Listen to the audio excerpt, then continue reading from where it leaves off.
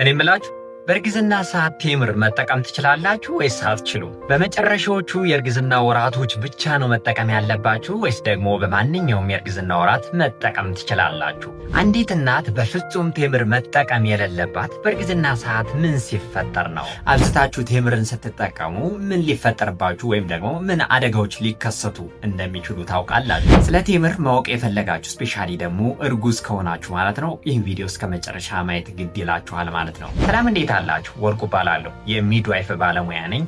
ሰብስክራይብ ያላደረጋችሁ ሰብስክራይብ አድርጉ። ቪዲዮውን ስትጀምሩ ላይክ አድርጉ። ቪዲዮ ከለቀቅኩት ትንሽ ስለቆየው ማለት ነው ስትጀምሩ ላይክ ብታደርጉት ደስ ይለኛል። አሁን ወደ ቪዲዮ ግልጽ ነው። ቴምር ማለት ከዘንባባ ዛፍ የሚገኝ በጣም ወሳኝና ለጤናችን በጣም አስፈላጊ ከሆኑት ፍራፍሬዎች ውስጥ እንግዲህ ግንባር ቀደም ልንወስደው የምንችል ነገር ነው ማለት ነው። ቴምር ውስጥ እንግዲህ የምናገኛቸው ብዙ ሚኔራሎች አሉ። ከነዛ ውስጥ የመጀመሪያው አይረን በውስጡ ይዟል። ፕላስ ደግሞ የቅባት እህል ውስጥ ይመደባል ማለት ነው።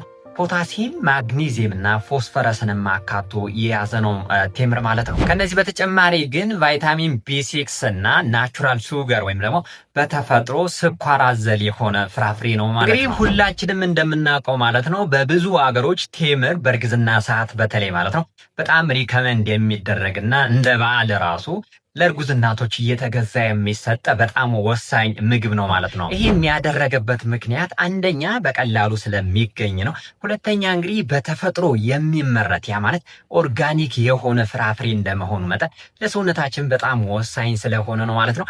በሶስተኛ ግን በሰውነታችን ውስጥ ከገባ በኋላ በቀላሉ በአንጀት ስለሚፈጭ እንግዲህ ተመራጭ ያደርገዋል ማለት ነው። ይህ ብቻ አይደለም፣ ኃይል ሰጭ ምግብ እንደመሆኑ መጠን እንግዲህ እንዳልኳችሁ በብዙ ባህላዊ ምግቦች ተመድቦ እንግዲህ እርጉዝ እናቶች እንዲጠቀሙት የሚፈለግ ነገር ነው ማለት ነው። በመጨረሻ ግን የቴምርን ጥቅም እያንዳንዱን ዘርዘር አድርጌ ልንገራችሁ። የመጀመሪያው ምን መሰላችሁ? አንዲት እናት እንግዲህ በእርግዝና ወራቶች በመጨረሻዎቹ አካባቢ ከወሰደችው ያ ማለት እንዴት ነው ልትወልድ 1 ወር አካባቢ ወይም 4 ሳምንታት ሊቀራት አካባቢ ከወሰደችው ስፔሻሊ ካሁን በፊት ወልዳችሁ የምታውቁ እናቶች እንደምታውቁት ማለት ነው ስፔሻሊ እርግዝናው መጨረሻው አካባቢ ቴምር በምትጠቀሙበት ሰዓት ይሄ የማህፀን ጫፍ ሰርቬክስ የምንለው ይለሰልሳል፣ በራሱ ጊዜ ይከፍታል ብያቸዋለሁ። የማህፀን ጫፍ ወይም ሰርቬክስ የምንለውም በራሱ ጊዜ እንዲከፍት ያደርጋል ማለት ከምታስቡት በላይ በጣም ብዙ ጥቅም አለው። ካሁን በፊት ወልዳችሁ የምታውቁ እናቶች እንግዲህ ጥቅሙን ታውቁታላችሁ። ምን አለ መሰላችሁ? በራሱ ጊዜ ምጥ ካልጀመረ ይሄ ኢንዳክሽንና አጉመንቴሽን ወይም ደግሞ በመድኃኒት ምጥ ማስጀመር የምንለው ነገር አለ አይደለ? እሱ ትጀምራላችሁ። እሱን ስትጀምሩ እንግዲህ የራሱ ከፍተኛ የሆነ ጉዳቶች የጎንዮሽ ጉዳቶች አሉ።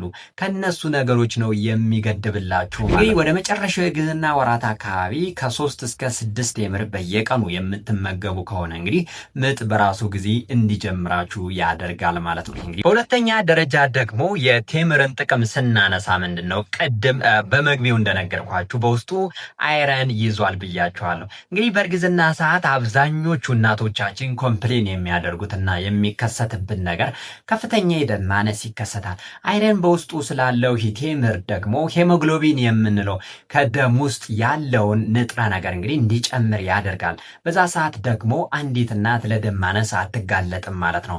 ተቀምጣ ስትነሳ የማዞር አይነት ነገር፣ የመድከም አይነት ነገር፣ የተወሰነ መንገድ እንዲሄዳችሁ የሚደግማችሁ እናቶች እንግዲህ ቴምርን በምትጠቀሙበት ሰዓት ከዚህ ነገር ይከላከልላችኋል ማለት ነው። በሶስተኛ ደረጃ በጣም የተፈጥሮ ኃይል ሰጭ ምግብ ነው እንዳልኳችሁ ቅድም ምንድነው በተፈጥሮ ግሉኮስ ይዟል ብያችኋለሁ። ግሉኮስ እና ፍሩክቶስ የሚባሉ ንጥረ ነገሮችን ቴምር በውስጡ ይዟል። በሰዓት እንግዲህ እንደምታውቁት በእርግዝና ሰዓት አንዲት እናት ድካም በጣም ይላታል። ስለዚህ በተፈጥሮ ኃይል ስለሚሰጣት ከዛ ነገር ይከላከልልናል ማለት ነው። በነገራችን ላይ እዚህ ጋር የይዤ መናገር የምፈልገው ነገር እንግዲህ ኃይል ሰጭ ተብለው ሪከመንድ የሚደረጉ የተለያዩ ለስላሳ መጠጦች፣ ኬኮችና ሰው ሰራሽ የሆኑ ሱገር ያላቸው ወይም ደግሞ ስኳር ያላቸው መጠጦች እንግዲህ ሪከመንድ ልትደረጉ ትችላላችሁ ማለት ነው።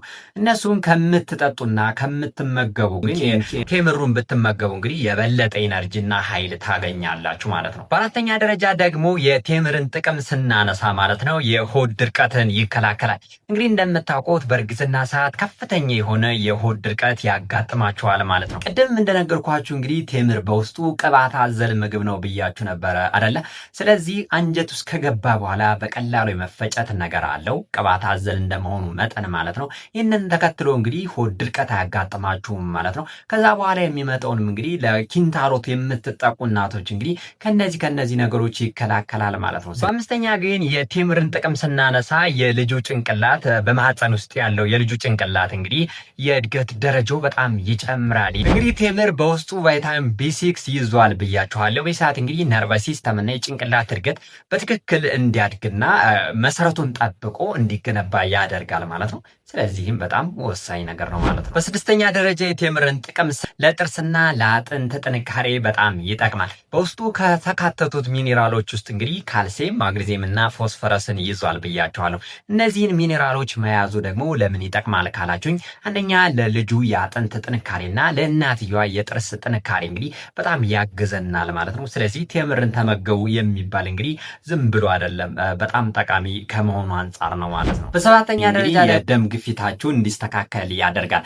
እንግዲህ እንደምታውቁት በእርግዝና ሰዓት የሚፈጠረው የደም ግፊት ፕሪክላምሻ እና ኢክላምሻ በእርግዝና ሰዓት ብቻ ተከስቶ እዛ እርግዝናው እንደተወለደ የሚጠፋው ማለት ነው። እሱ የመከሰት ቻንሱ በጣም ከፍተኛ ነው። ቴምር ውስጥ እንግዲህ ፎስፈረስ የሚባለው ነገር አለ ብያችኋለሁ። እሱ በመኖሩ እንግዲህ የደም ግፊታችሁ እንዲስተካከልላችሁ የማገዝ ፕሮባቢሊቲው በጣም ከፍተኛ ነው ማለት ነው። ነገር ግን ማስተዋል ያለባችሁ ውድ ቤተሰቦቼ ኖርማሊ ቴምር እየተመገብኩ ስለሆነ ይሄ ነገር አይከሰት ወይም ደም ግፊት አይይዘኝም ብላችሁ ክትትል ከማድረግ ግን መቆጠብ መቻል የለባችሁ። ሂዳችሁ የደም ግፊታችሁ መለካት መቻል ይኖርባችኋል ማለት ነው። በስምንተኛ ደረጃ ወሳኙ የቴምር ጥቅም ምንድነው ስንል ደግሞ ይሄ ፖስት ፓርተም ሄሞሬጅ ወይም ደግሞ አንዲት እናት ከወለደች በኋላ ለከፍተኛ ደም መጋለጥ፣ ያ ማለት እንዴት ነው? ከፍተኛ የሆነ ደም መፍሰስ ሊገጥማት ይችላል። እንደምታውቁት እንግዲህ አንድ ልጅ ከመወለዱ በፊት እንግዲህ ዩትረስ በጣም ኮንትራክት ያደርግ። ኮንትራክት ስንል ምን ማለት ነው? ልጁን ለመውለድ ማለት ነው። በጣም ይጨመቃል አይደል? በጣም ኢነርጂ አፕላይ ያደርጋል ልጁን ለማውጣት ማለት ነው። አንዴ ኮንትራክት ያደርጋል፣ ሌላ ጊዜ ሪትራክት ያደርጋል ማለት ነው። በዛ ሰዓት በጣም ከፍተኛ የሆነ ኢነርጂ ሉዝ ያደርጋል ማለት ነው። ከዛ በኋላ ልጁ ከወጣ በኋላ እንግዲህ ወደ ቦታው መመለስ መቻል አለበት፣ ኮንትራክት አድርጎ ወይም ተጨምቆ ማለት ነው። በዛው እንደተለጠጠ ከቀረ ደም በከፍተኛ ሁኔታ ይፈሳችኋል ማለት ነው። እንግዲህ ቴምር የምትመገብ እናት ከሆነች ያን የተለጠጠው ማህፀኗ ማለት ነው ወደ ቦታው መሰብሰብ ይጀምራል ማለት ነው። በሚሰበሰብበት ሰዓት ደግሞ ከፍተኛ የሆነ የደም መፍሰስ አያጋጥማትም ማለት ነው። ከምታስቡት በላይ እንግዲህ በጣም ብዙ እናቶችን ህይወት የሚቀጥፍ በጣም አደገኛ የሆነ ነገር ነው። ከሱ ነገርም እንግዲህ ማህፀናችሁን በማጠንከር ከዚህ ነገር ይከላከላል ማለት ነው። ሌላኛውና ዘጠነኛው ግን ምንድነው ወዳጆቼ? ኢሚዩን ሲስተም የምንለው አንዲት እናት በሽታ የመከላከል አቅሟ ቡስት እንዲያደርግ ወይም ደግሞ በከፍተኛ ሁኔታ እንዲጨምር ያደርግላታል ማለት ነው፣ ቴምርን የምትጠቀም ከሆነ። ለምን ካላችሁ እንግዲህ አንቲ ኦክሲደንት እንደመሆኑ ፍራፍሬው ማለት ነው።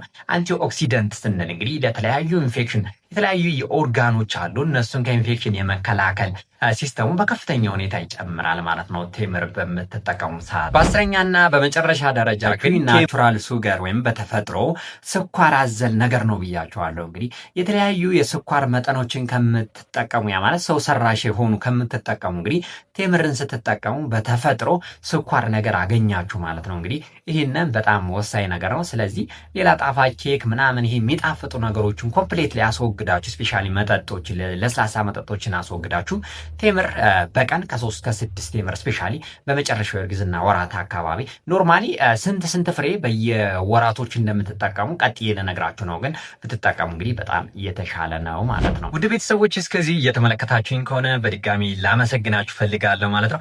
አንድ ነገር ላስታውሳችሁ ግን ሰብስክራይብ ያላደረጋችሁ ቤተሰቦች ሰብስክራይብ በማድረግ እኔንም አበረታቱኝ እላለሁ። ወደ ቀጣዩ ልሂድ። ቀጣይ የምንመለከተው ነገር ግን ምንድነው? በየወራቶቹ ያ ማለት ነው የመጀመሪያው የእርግዝና ወራቶች የምንላቸው አሉ። ሁለተኛው የእርግዝና ወራቶች የምንላቸው አሉ። ሶስተኛው የእርግዝና ወራቶች የምንላቸው አሉ። የመጀመሪያው የእርግዝና ወራቶች የምንለው ከመጀመሪያው ጽንሱ ከተጸነሰበት እስከ 13ኛው ሳምንት መጨረሻ አካባቢ ማለት ነው።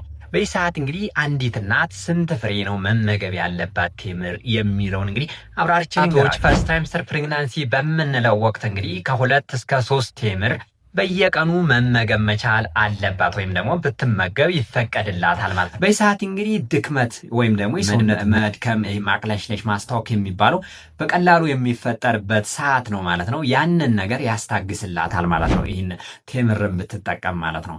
በሁለተኛው ወራት ደግሞ ያ ማለት ከ14ኛው ሳምንት መጀመሪያ አካባቢ አንስቶ እስከ 28ኛው ሳምንት መጨረሻ አካባቢ ደግሞ መጠቀም ያለባት ስንት ፍሬ ነው ካላችሁ እንግዲህ ከ3 እስከ 5 ፍሬ ብትጠቀም በየቀኑ ማለት ነው በጣም ለብዙ ነገር እንግዲህ አትጋለጥም ማለት ነው። ጥቅሞችን ኖርማሊ ቀደም ዘርዝሬያቸዋለሁ። በጣም ወሳኙና ሶስተኛው የእርግዝና ወራት ደግሞ ወይም ሰርድ ትራይምስተር ፕሬግናንሲ የምንለው ያ ማለት እንዴት ነው? ከ29ኛው ሳምንት መጀመሪያ አካባቢ አንስቶ እስከ 41ኛው ሳምንት መጨረሻ አካባቢ ባለው እንግዲህ ከ3 እስከ 6 ፍሬ ያ ማለት ትንሽ በዛ አድርጋችሁ እንግዲህ በየቀኑ ብትጠቀሙ እንዳልኳችሁ ለከፍተኛ ጥቅም ታገኛላችሁ ማለት ነው። ይህ የምግብ መፈጨት ይፋጠናል፣ ደግሞ ይህ ማህፀናችሁን ያዘጋጃል ማለት ነው። የማህፀን ጫፍ በራሱ ጊዜ ምጥ እንዲጀምራችሁ ያደርጋል ማለት ነው። ሌላው ልናነሳው የሚገባ ነገር ምንድነው? ውድ ቤተሰቦቼ ቴምር እንዴት አድርገን ነው መጠቀም ያለብን የሚለው ወሳኝ ነጥብ ነው። በነገራችን ላይ ቴምርን ከመጠቀማችሁ በፊት እንግዲህ በደንብ ማጠባችሁን አትዘንጉ ማለት ነው። ማንኛውም ፍራፍሬ እንግዲህ ከመጠቀማችሁ በፊት መታጠብ መቻል አለበት። በመጀመሪያ ደረጃ መጠቀም ያለባችሁ ኖርማሊ እንግዲህ እንደሚታወቀው ቴምሩን ዝም ብላችሁ መብላት ነው። ገዝታችሁ አጥባችሁ እዛ መብላት። ሁለተኛው ግን ከወተት ጋር በመቀላቀል መብላት ትችላላችሁ። በሶስተኛ ደረጃ ደግሞ ከገንፎ ጋር ደባልቃችሁ እንግዲህ መመገብ ትችላላችሁ። ከኔ በተሻለ እንግዲህ ሞር አሰራሩን እናንተ ስለምታውቁት ማለት ነው።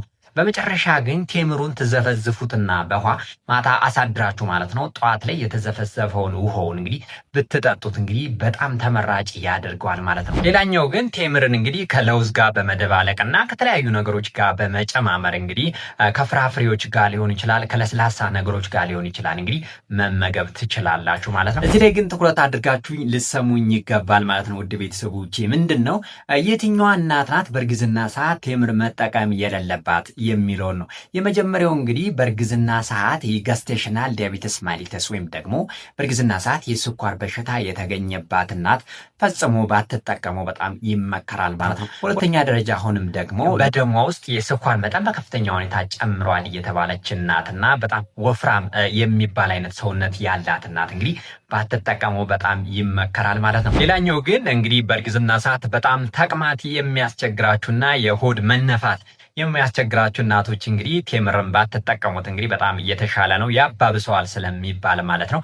ሌላኛው ግን እናንተ እናቶች እንግዲህ ከተጠቀማችሁት ለተለያዩ ችግሮች ትጋለጣላችሁ። አንደኛ በሰውነታችሁ ያለው የስኳር መጠን በከፍተኛ ሁኔታ ስለተከማቸ እንግዲህ በሰውነታችሁ ውስጥ ያለው የስኳር መጠንም እንግዲህ ቴምርን በምትመገቡበት ሰዓት እንግዲህ በከፍተኛ ሁኔታ ይጨምርባችኋል። ፕላስ ደግሞ ጽንሱ በጣም ከሚታሰበው በላይ ይፋፋል ማለት ነው። ይህም ሌላኛው ችግር ነው።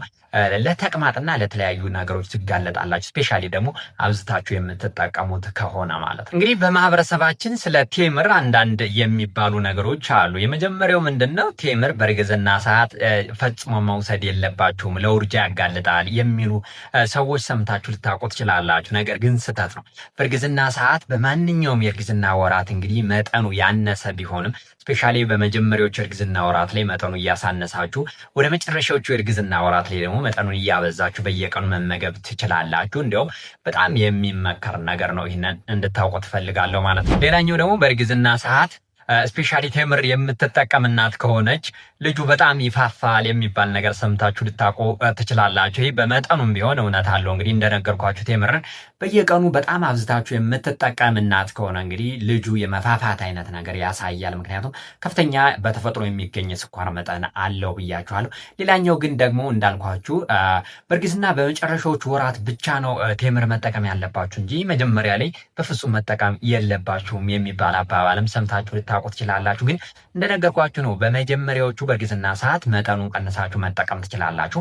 በመጨረሻዎቹ እርግዝና ወራቶች ግን እንዳልኳችሁ ከ5 እስከ 6 ፍሬ በየቀኑ መመገብ ትችላላችሁ ብያችኋለሁ ማለት ነው። ወደ ቤተሰቦቼ ጠቅለል ሳደርግላችሁ እንግዲህ ቴምር የምንለው ፍራፍሬ እንግዲህ በጣም ወሳኝና በእርግዝና ሰዓት በጣም ሪከመንድ ከሚደረጉት ፍራፍሬ ውስጥ የመጀመሪያው ነው ማለት ነው። ነገር ግን መቻል ያለባችሁ ክትትል ማቋረጥ መቻል የለባችሁ ማለት ነው። ቴምር እየተመገብኩ ነው እና የደም ግፊቴ ቀንሷል፣ ኤቭሪቲንግ ሰላም ነው ብላችሁ እንግዲህ ማቆም መቻል የለባችሁም። ሌላኛው ደግሞ ሐኪማችሁ ጋር መመካከር መቻል ግዴታችሁ ነው ማለት ነው።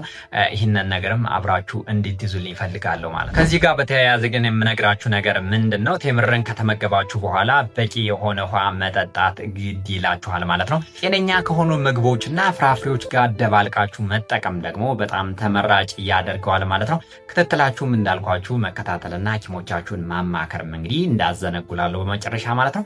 ለዛሬ ያስኩላችሁ ቪዲዮ ይህን ይመስል ነበረ። እንደሚጠቅማችሁ ተስፋ አድርጋለሁ። ጠቃሚ ሆኖ ካገኛችሁት እንግዲህ ሼር ማድረጋችሁን እንዳትረሱ። ሰብስክራይብ ያላደረጋችሁ ቤተሰቦች ሰብስክራይብ በማድረግ ቤተሰብ ይሁኑ። ማንኛውም ጥያቄ ካላችሁ ደግሞ ባዮ ላይ የቴሌግራም ቻናል አለ። በሱ ውስጥ ገብታችሁ ኢንዲቪዥዋል ያ ማለት እንዴት ነው እያንዳንዳችሁ መጠየቅ ትችላላችሁ። የሁላችሁን መልሳለሁ ማለት ነው። ስለነበረን ጊዜ አመሰግናለሁ። በድጋሚ እስከምንገናኝ እስከዛው ግን ቸር ሰንብቱልኝ።